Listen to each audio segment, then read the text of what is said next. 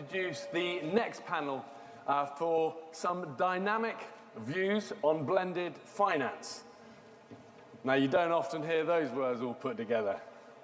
So there we go. We got the blended finance. Here we go. This is a long-term collective from philanthropies, from development finance institutions, from private and public sector, all poised to unlock a staggering $20 billion, propelling us forward towards that positive climate transition.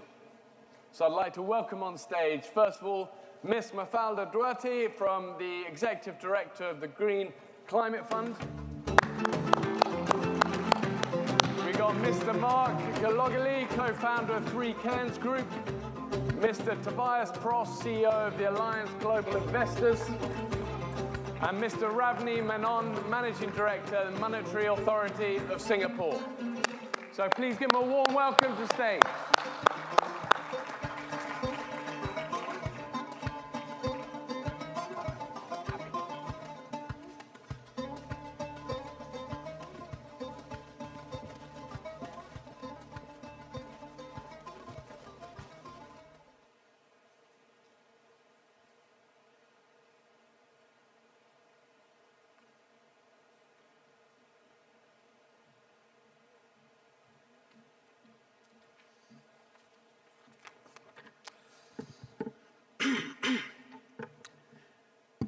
Distinguished guests, ladies and gentlemen, good evening.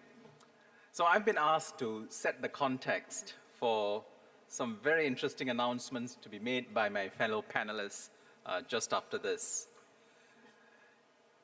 Why are we here to discuss blended finance? Fact is, the world is not investing anywhere near what is required to get to net zero by 2050. There are many estimates out there. If you take one by McKinsey, net zero in 2050 will require about $9.2 trillion of investments each year. But today, only about $5.7 trillion is being invested.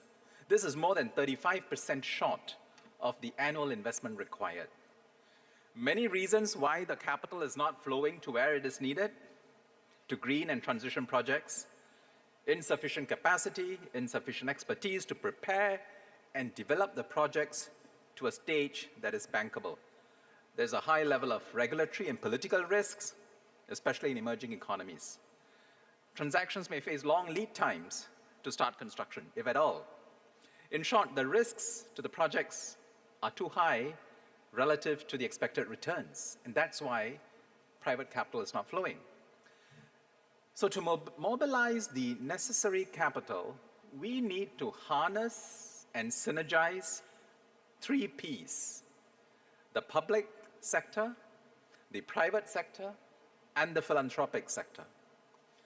The public sector can play a role in reducing risk and improving project bankability.